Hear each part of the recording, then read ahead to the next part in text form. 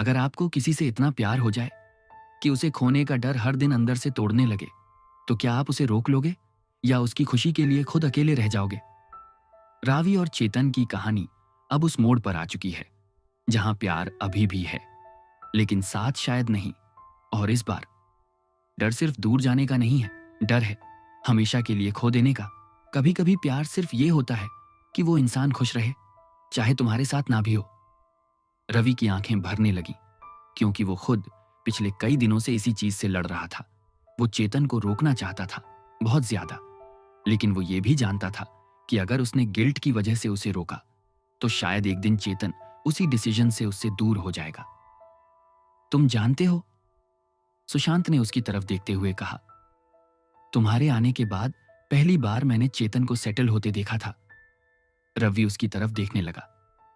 उसके अंदर हमेशा भागने वाली एनर्जी थी, लेकिन तुम्हारे साथ वो रुकने लगा था। रावी की आंखों में हल्की चमक आई, लेकिन साथ में दर्द भी।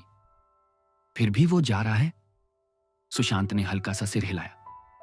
क्योंकि कुछ लोग कमिटमेंट से नहीं, खुद से डरते हैं। ये लाइन रावी के अंदर कहीं गहराई में उतर गई। अगले दिन संडे था, शायद चेतन का जाने से पहले आखिरी फ्री दिन। सुबह अनयूजुअली शांत थी। चेतन किचन में ब्रेकफास्ट बना रहा था। रावी टेबल पर बैठा उसे देख रहा था। पहले वो दोनों ऐसे मोमेंट्स में जोक्स करते थे, छोटी छोटी बातें, लेकिन आज दोनों अनयूजुअली केयरफुल थे, जैसे हर वर्ड इंपॉर्टेंट हो। एग्स जल जाएंगे, रावी ने धीरे से कहा। चेतन तुरंत चौंक कर पान की तरफ मुड़ा। रावी हल्का सा हंस पड़ा, बहुत दिनों बाद, और वही छोटी सी हंसी देखकर चेतन की आंखें भर आईं, क्योंकि उसे अचानक रियलाइजेशन हुआ कि वो इस स्माइल को कितना मिस करेगा। ब्रेकफास्ट के बाद दोनों बैल्कनी में बैठे कॉफी पी रहे थे। हवा में अजीब सी शांति थी। चेतन ने धीरे से पूछा, अगर मैं ना जाऊं तो? रावी की उंगलियां मग पर रुक गईं। उसने उसकी तरफ देखा। चेतन की आंखों में कंफ्यूजन था, डर था और शायद उम्मीद भी। तुम रुकना चाहते हो? रावी ने सॉफ्टली पूछा। चेतन तुरंत जवाब नहीं दे पाया। यही उसकी सबसे बड़ी समस्या थी। वो फीलिंग्स डीपली फील करता था, लेकिन डिसीजन से डरता था। रावी कुछ सेकंड उसे देखता रहा, फिर बहुत धीरे से मुस्कुराया। देखा? उसकी आवाज बेहद नरम थी। यही रीजन है कि तुम्हें जाना चाहिए। चेतन की आंखें सिकुड़ गईं। क्या?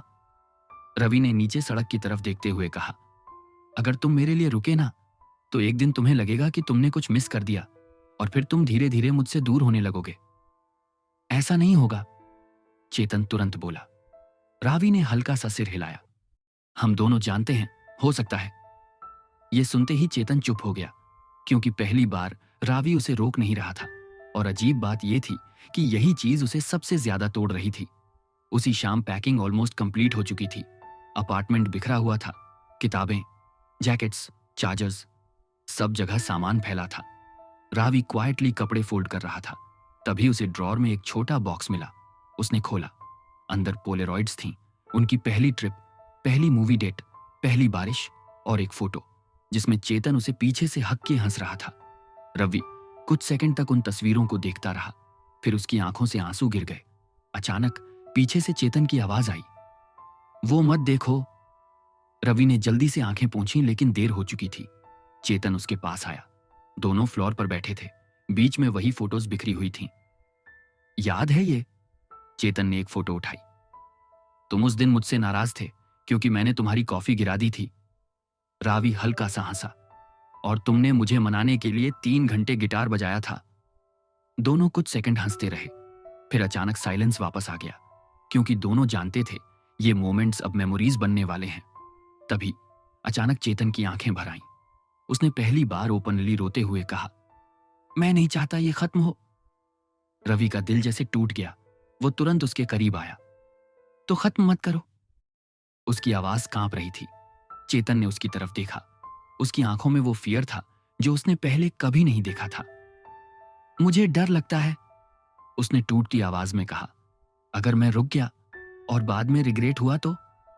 रवि की आंखों से लगातार आंसू गिर रहे थे, लेकिन इस बार उसने खुद को नहीं रोका। और अगर तुम चले गए और मुझे खो दिया तो? कमरे में साइलेंस छा गया। बाहर बारिश फिर शुरू हो चुकी थी। छोटी छोटी बूंदों की आवाज खिड़की पर पड़ रही थी। दोनों फ्लोर पर बैठे रो रहे थे। शायद पहली बार, बिना ईगो, बिना आर्ग्यूमेंट्स, सिर्फ ऑनेस्टली। और उसी पल दोनों को रियलाइजेशन हुआ, प्यार हमेशा प्रॉब्लम नहीं होता, कभी कभी टाइमिंग होती है। रात धीरे धीरे और गहरी होती जा रही थी। कमरे की लाइट बंद थी, सिर्फ बाहर बारिश के बीच आती सिटी लाइट्स की हल्की चमक कमरे में पड़ रही थी। फ्लोर पर बिखरी हुई पोलारॉइड्स अब भी वहीं थीं। कुछ तस्वीरें उलटी पड़ी थीं, कुछ सीधी, जैसे उनकी कहानी खुद तय नहीं कर पा रही थी कि आखिर उसे किस तरफ जाना है। चेतन और रवि अब भी वहीं बैठे थे। दोनों की आंखें लाल थीं। रो लेने के बाद अक्सर इंसान थोड़ा हल्का महसूस करता है, लेकिन इस बार दोनों और भारी हो गए थे, क्योंकि अब उनके बीच कोई मिसअंडरस्टैंडिंग नहीं बची थी। अब दोनों सच जानते थे। चेतन जाना चाहता था और रवि उसे खोना नहीं चाहता था, लेकिन दोनों में से कोई भी दूसरे को सेल्फिश नहीं बनाना चाहता था। यही चीज सबसे ज्यादा पेनफुल थी। कुछ देर बाद चेतन धीरे धीरे उठकर बेड के पास गया और वहां बैठ गया। उसने दोनों हाथों से अपना चेहरा पकड़ लिया। उसकी सांसें भारी थीं। रवि उसे देख रहा था। पहली बार उसे चेतन इतना हेल्पलेस दिखा था। हमेशा कॉन्फिडेंट रहने वाला लड़का आज खुद से हारता हुआ लग रहा था। रवि धीरे से उसके पास आया और उसके सामने फ्लोर पर बैठ गया। एक बात पूछूं? उसने बहुत सॉफ्टली कहा। चेतन ने बिना ऊपर देखे सिर हिलाया। रवि कुछ सेकंड उसे देखता रहा, फिर बोला, अगर मैं तुम्हारी जगह होता तो तुम क्या चाहते? चेतन ने धीरे धीरे हाथ हटाए। उसकी आंखें पूरी भरी हुई थीं। उसने मुश्किल से कहा, मैं चाहता तुम अपने सपनों के लिए जाओ। रवि की आंखों में हल्की चमक आई, लेकिन साथ ही दर्द भी। और अगर मैं चला जाता तो? इस बार चेतन तुरंत जवाब नहीं दे पाया। उसकी सांस अटक गई। काफी देर बाद उसने बेहद धीमी आवाज में कहा, मैं टूट जाता। यही सच था, और शायद पहली बार चेतन ने खुद से भी ये ऑनेस्टली एडमिट किया था। रवि उसे लगातार देखता रहा, फिर उसके चेहरे पर बहुत हल्की, बहुत टूटी हुई मुस्कान आई। अब समझे? उसने धीरे से कहा, मैं इतने दिनों से क्यों डर रहा था? चेतन की आंखों से फिर आंसू निकल गए, क्योंकि अब उसे महसूस हो रहा था कि रवि सिर्फ पॉजेसिव नहीं था, वो जेन्युइनली टेरिफाइड था। Terrified of losing the one person जिसने उसे जिंदगी में पहली बार सेफ फील कराया था। उसी वक्त बाहर थंडर की तेज आवाज हुई। बारिश और तेज हो गई। चेतन अचानक उठकर बैल्कनी में चला गया। हवा बहुत तेज थी। उसके बाल भीगने लगे, लेकिन उसे फर्क नहीं पड़ रहा था। रवि भी धीरे धीरे उसके पीछे आया। कुछ सेकंड दोनों चुप खड़े बारिश देखते रहे। फिर चेतन ने अचानक पूछा, क्या लॉन्ग डिस्टेंस वर्क कर सकता है? रावी उसकी तरफ देखने लगा। उस सवाल में उम्मीद थी, लेकिन सर्टेनिटी नहीं। कर सकता है, रावी ने धीरे से कहा, लेकिन सिर्फ तब जब दोनों लोग इक्वली श्योर हों। चेतन फिर चुप हो गया। वही साइलेंस, वही कंफ्यूजन। और रावी समझ गया चेतन अब भी खुद से लड़ रहा है। तभी पीछे बैल्कनी का दरवाजा खुला। सुशांत था। शायद वो पानी लेने उठा था, लेकिन दोनों को देखकर रुक गया। कुछ सेकंड तक वो उन्हें देखता रहा, फिर धीरे से बोला, तुम दोनों जानते हो ना, प्रॉब्लम लंदन नहीं है। दोनों उसकी तरफ देखने लगे। सुशांत बैल्कनी की रेलिंग से टिक गया। प्रॉब्लम यह है कि तुम दोनों अलग तरह से प्यार करते हो। हवा तेज चल रही थी। उसकी आवाज बेहद काम थी।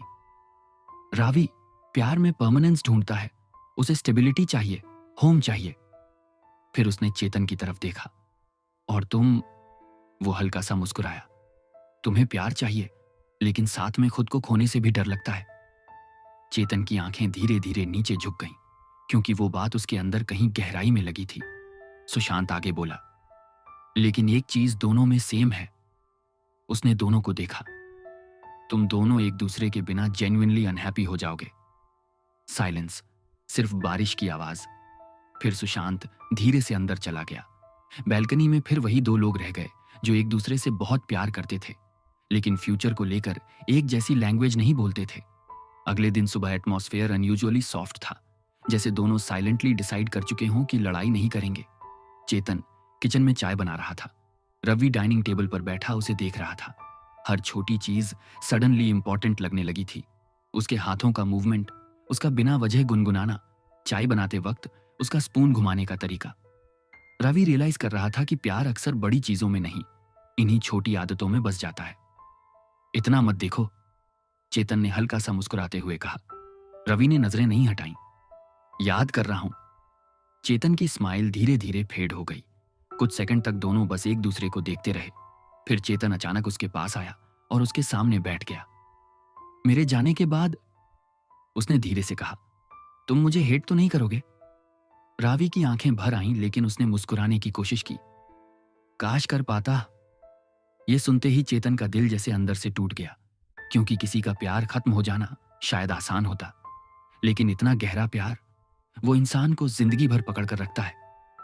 उसी दोपहर रेहान अपार्टमेंट आया। उसने आते ही माहौल महसूस कर लिया। तुम दोनों ऐसे बिहेव क्यों कर रहे हो, जैसे ब्रेकअप हो चुका है? उसने हाफ जोकिंग टोन में कहा, लेकिन किसी ने नहीं हंसा। कुछ सेकंड बाद उसने ऑकवर्ड होकर टॉपिक बदल दिया। शाम तक पैकिंग पूरी हो चुकी थी, बस एक रात बची थी, आखिरी रात। रात को तीनों टेरेस पर बैठे थे। हवा शांत थी, शहर नीचे चमक रहा था। किसी ने म्यूजिक नहीं चलाया, किसी ने जोक्स नहीं किए, जैसे हर कोई समझ रहा था कि कुछ मोमेंट्स को साइलेंस की जरूरत होती है। काफी देर बाद चेतन ने धीरे से कहा, मुझे नहीं पता फ्यूचर कैसा होगा। रवि उसकी तरफ देखने लगा। चेतन आगे बोला, लेकिन इतना पता है, मैंने जिंदगी में पहली बार किसी के साथ खुद को होम जैसा फील किया है। रवि की आंखें भर आईं। सुशांत क्वाइटली दोनों को देख रहा था। फिर उसने बहुत धीरे से कहा, कुछ लोग जिंदगी में चैप्टर बनकर आते हैं। वो रुका। और कुछ लोग पूरी किताब बदल देते हैं। हवा धीरे से चली। दूर कहीं एयरप्लेन की ब्लिंकिंग लाइट्स दिखाई दी। रावी ने ऊपर देखा और उसके सीने में अचानक अजीब दर्द उठा। कल इसी आसमान के नीचे चेतन चला जाएगा। यह थॉट अब धीरे धीरे रियल लगने लगा था। उसी रात करीब 2 बजे रावी की आंख खुली। कमरे में हल्की अंधेरी थी।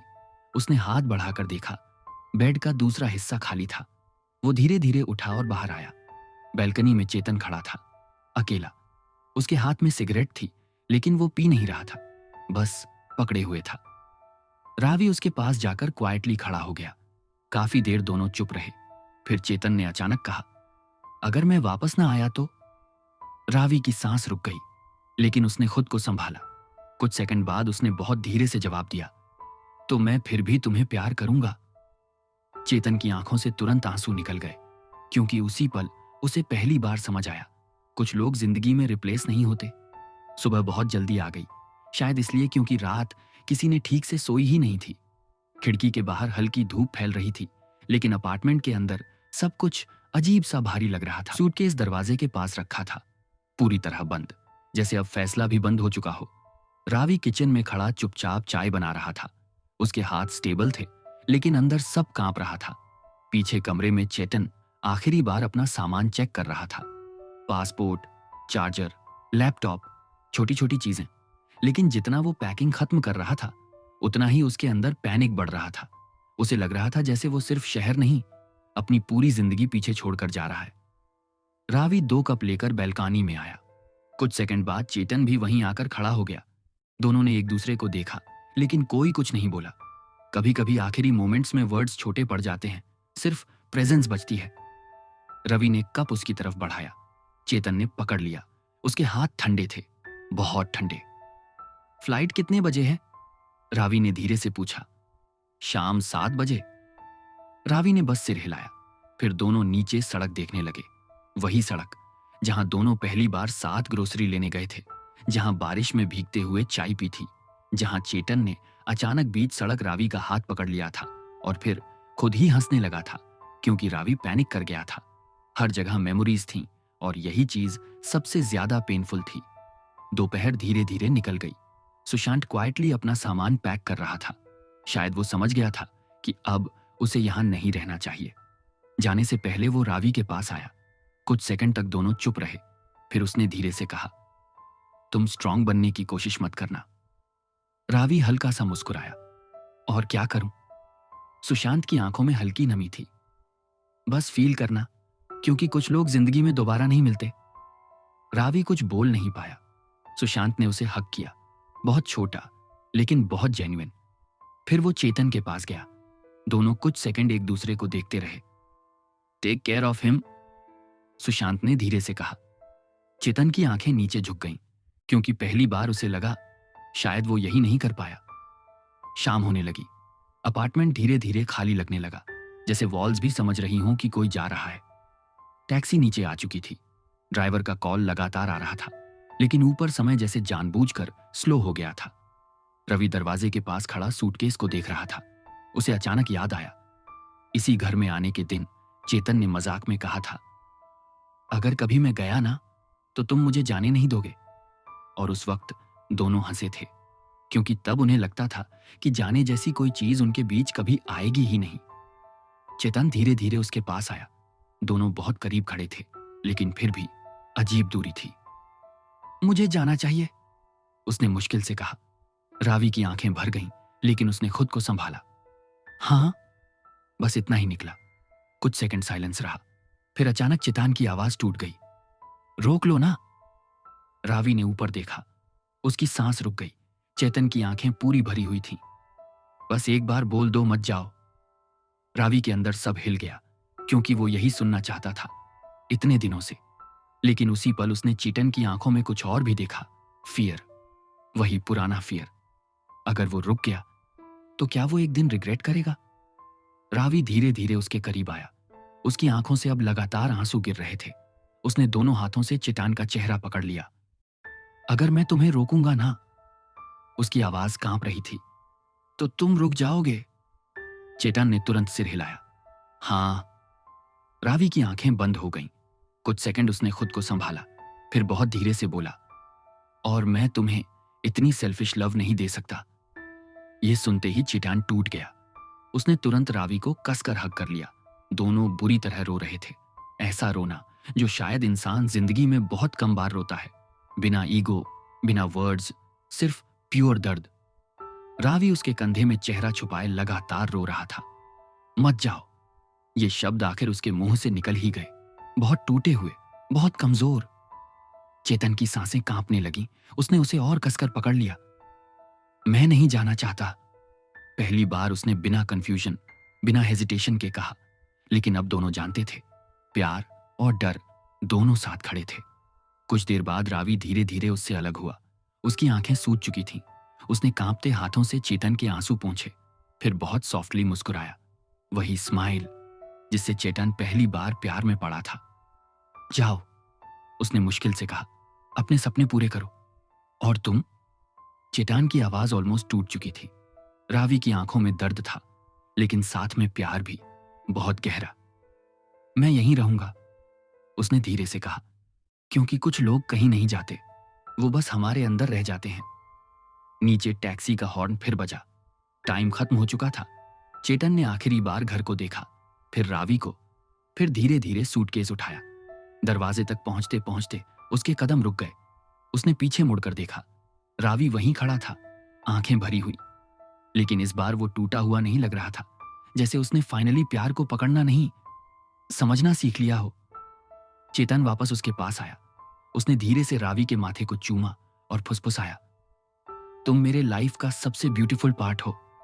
रावी की आंखों से फिर आंसू गिर गए, लेकिन इस बार उसने मुस्कुराते हुए कहा, और तुम मेरे लाइफ का सबसे पेनफुल ब्यूटीफुल मेमोरी।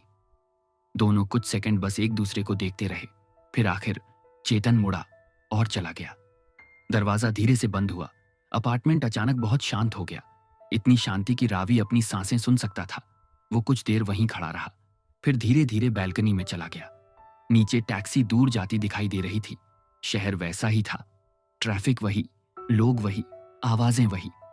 लेकिन रावी की दुनिया बदल चुकी थी। उसकी आंखों से आंसू लगातार गिर रहे थे, लेकिन उसके चेहरे पर हल्की सी मुस्कान थी, क्योंकि पहली बार उसने समझा, कुछ प्यार हमेशा साथ रहने के लिए नहीं होते, कुछ प्यार हमें बदलने के लिए आते हैं, और शायद वही सबसे सच्चे होते हैं। अगर आपने कभी किसी को इतना प्यार किया है कि उसे खोने का डर आपकी नींद तक छीन ले, तो शायद रावी और चेतन की यह कहानी आपको कहीं ना कहीं अपनी लगेगी। तो दोस्तों, ये थी रावी और चेतन की कहानी। दो लोग जो एक दूसरे से बहुत प्यार करते थे, लेकिन जिंदगी के एक मोड़ पर दोनों को अलग रास्ते चुनने पड़े। एक ने प्यार को पकड़कर रखना चाहा, और एक अपने सपनों को छोड़ नहीं पाया। और शायद इसी वजह से ये कहानी सिर्फ रवि और चेतन की नहीं लगती, कहीं ना कहीं हम सबकी लगती है। क्योंकि कई बार प्यार होने के बाद भी लोग साथ नहीं रह पाते, कभी डर की वजह से, कभी टाइमिंग की वजह से, और कभी जिंदगी की वजह से। लेकिन अब सवाल ये है, क्या रवि और चेतन फिर कभी मिलेंगे? और अगर मिले तो क्या उनके बीच वही प्यार फिर से लौट पाएगा, या कुछ कहानियां बस अधूरी रहकर ही खूबसूरत लगती हैं? आपको क्या लगता है? कमेंट में ज़रूर बताना। और अगर आप ऐसी ही इमोशनल और हार्ट टचिंग लव स्टोरीज पसंद करते हो, तो हमारे चैनल क्वियरलूम को सब्सक्राइब ज़रूर कर लेना। वीडियो पसंद आए तो लाइक और अपने दोस्तों के साथ शेयर भी ज़रूर करना।